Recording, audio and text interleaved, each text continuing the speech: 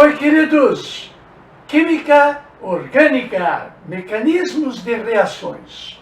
Hoje nós vamos ver as halogenações, as nitrações, as sulfonações, as alquilações e as acilações no benzeno. Nós vamos começar a dominar a química de laboratório. Quem sabe tu ainda não será um químico inovador, produzindo substâncias para o enriquecimento do nosso país? Por que não? Bom, eu tenho um amigo, o nome dele é César, foi professor comigo no curso Roquette, lá no Rio de Janeiro. E ele teve aulas simplesmente com Linus Pauling. Meu querido, ele falou de que o Linus Pauling era todo macetoso. Se fosse ele para vir dar essa aula para você, sabe por onde que o Linus Pauling começava? Ele começaria pelo fim. Porque aqui está o macete para aquele aluno que só quer cravar a resposta, não quer entender tudo que precisa para ter razão a resposta. Bom, então o que é uma halogenação? É quando se trabalha com halogênio, flúor, cloro, bromo e iodo, indicado pela letra X maiúscula. O C6H6, aquele hidrocarboneto maravilhoso que só pode ser escrito de um jeito, de forma cíclica, alternando duplas ou fazendo com que as duplas se movimentem na forma de ressonância. Portanto, o C6H6 é um anel que nós chamamos de aromático. E estou destacando um dos 6 Hs. Se o halogênio são 2 átomos fazendo a molécula, simplesmente nós cravamos a formação do HX, que no caso, lá em cima é cloro, teremos então formado de cara o HCl. E com a saída do H se caracteriza substituição, porque sai um e simplesmente entra outro. Outro quem? O outro átomo de halogênio. Temos, portanto, o cloro-benzeno. Este é o macete. Sai um, entra outro. Mas é assim, rapidinho. Não, isso é macete para ter sempre a resposta rápida. Para o entendimento, começamos com a pergunta: por que aqui, na reação com o benzeno, temos cloreto de alumínio? E na aula anterior, quando era um alcano, o alcano também faz substituição, e muito parecida, com o detalhe que o alcano usa luz ou calor, porque a quebra do halogênio se faz pela ação do agente, no caso luz ou no caso calor, que em se tratando de alcano vai ser uma cisão homolítica. Em se tratando de composto aromático a ser atacado, tem que ser uma cisão heterolítica. Por quê? Simplesmente, meu amigo, porque este C6H6 é um anel feito de 3 duplas. E as duplas ligações são feitas por par eletrônico. E par eletrônico quer dizer eletronegativo. Há que ser muito macho para atacar uma estrutura dessa.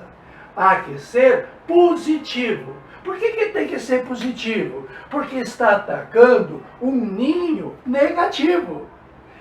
Quando era alcano, era luz, porque a cisão era homolítica. Agora que o ataque tem que ser no anel aromático, tem que ser uma cisão heterolítica. E o catalisador que goste de elétron Porque o alumínio tendo 3, com mais 3 ficou 6, ele gosta de elétron. Então, vem cá, meu bem, vem cá. Aquele cloro que estava ligado ao outro átomo, fazendo a molécula do haleto, fazendo a molécula do halogênio, aquele cloro que pega o elétron do parceiro, na forma negativa, portanto, vai se aboletar no alumínio do catalisador, formando um AlCl4 negativo. Então, revendo, chamamos de base de Lewis o grupo que doa par eletrônico e chamamos ácido de Lewis o grupo que recebe par eletrônico.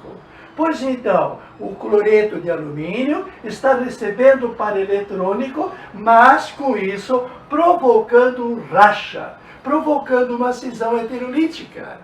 Ele é positivo porque na hora da cisão heterolítica, se o negativo levou o seu elétron, ele está com um elétron a menos. O cloro de 7 elétrons ficou agora com 6. Então ele está na forma de positivo. Forma positiva quer dizer cátion. Forma positiva quer dizer cátion. Forma positiva significa gostar de elétron. Ele é amiguinho de elétron. Pois então, vai se fazer. Porque aqui você tem um ninho de 3 ligações duplas. Aonde que eu vou atacar hoje? Aonde? Vou atacar no carbono do superior, lá no vértice, ou no carbono que está na minha frente? Pois vai no primeiro que está na minha frente. Terei, então, um ataque atrás de elétron, mas que elétron? Que elétron? Os elétrons das duplas ligações. Lá no final, aquele cloro que está agrupado no catalisador vai se desmembrar. E ao se desmembrar, vai encontrar alguém pela frente. Bom, a produção desse cátion significa a produção de um eletrófilo.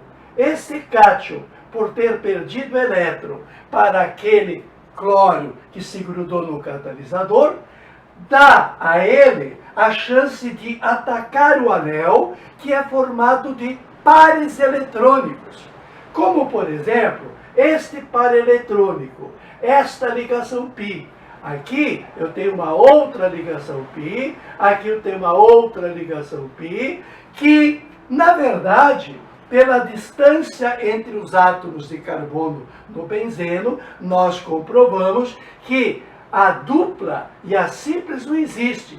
O que existe é uma situação em que o par se movimenta. Então, a aproximação de um próton, a aproximação de uma carga positiva, faz com que este par se desloque na sua direção. Localizei o ataque nesta posição. Poderia ser nesta outra posição. Afinal, são 6 posições idênticas. O ataque eletrófilo desloca a nuvem eletrônica como se fora uma ponte elevadiça dos castelos medievais. Entra a carruagem, levanta a ponte, deixa o castelo protegido. Aquela ponte elevadiça significa levar para o carbono de cima a sua carga negativa. Vai transformá-lo em negativo e vai deixar o de baixo positivo.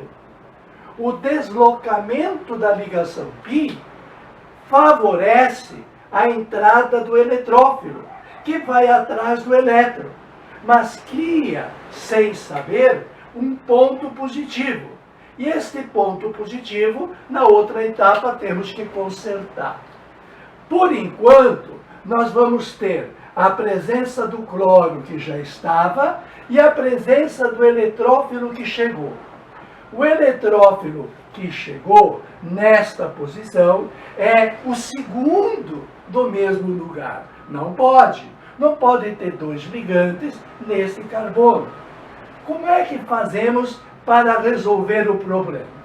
Se o problema é uma carga positiva, nós chamaremos a essa carga positiva de íon carbônio, porque o íon está no carbono. O gênero masculino é carbônio para indicar carga negativa. Haverá situação em que o carbono será negativo.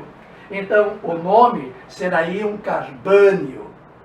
Este íon carbônio, provocado pelo deslocamento do par na direção do eletrófilo que chegou, fez com que o positivo que chegou com o negativo do par se neutralizasse. A neutralização do cloro eletrófilo deixou dois na mesma posição. Para resolver, sabe o que vai acontecer? Alguém tem que resolver partir, porque chegou a hora. Ele estava sozinho, agora chegou alguém mais importante. Então ele pega a estrada. E ao pegar a estrada, o elétron que ele apresenta, fazendo ligação com o carbono, desce para neutralizar o íon carbônio. O íon carbônio tem que ser neutralizado. E é neutralizado por quem? Por uma carga negativa que desce pela saída do H. Portanto, o H que sai deixa simplesmente o elemento cloro sozinho nesta posição. E o fato desse elétron descer, da mesma forma que, como se fosse uma ponte levadiça que levantou na direção da carga positiva, agora a ponte levadiça vai descer. E, na forma de uma ponte levadiça, essa carga negativa do hidrogênio que sai vai neutralizar. Então, a neutralização do íon carbônio será com a segunda ligação, voltando a ser normal. Dupla simples, dupla simples, dupla simples. E ficando apenas um na posição. O que caracteriza, se naquela posição originalmente tinha H e agora fica cloro, caracteriza uma substituição. Uma substituição provocada por alguém que tomou a iniciativa, alguém atrás de elétron. Uma iniciativa eletrófila. Por isso, substituição eletrófila. O que vai acontecer com esse próton, que gentilmente cedeu elétron para neutralizar o íon carbônio, ele vai se entender com o catalisador, que está retendo, por enquanto, aquele cloro negativo, que com ele formará o HCl. Portanto, a reação dá certinho dentro do jeitinho que o vestibulando atrás de gabarito faz. Houve a substituição do H por um halogênio. Só que a história bem contada prevê por que a reação aconteceu com uma cisão heterolítica na presença de catalisador, criando o eletrófilo, que ao atacar o anel aromático, desloca o grupo eletrônico na sua direção, criando um íon carbônio. E esse íon carbônio vai se resolver com a saída do H e a descida do elétron. Portanto, a saída do H na forma de cátion, a descida do seu par neutralizando o carbono, restaura a ressonância e mantém o cloro absoluto no lugar.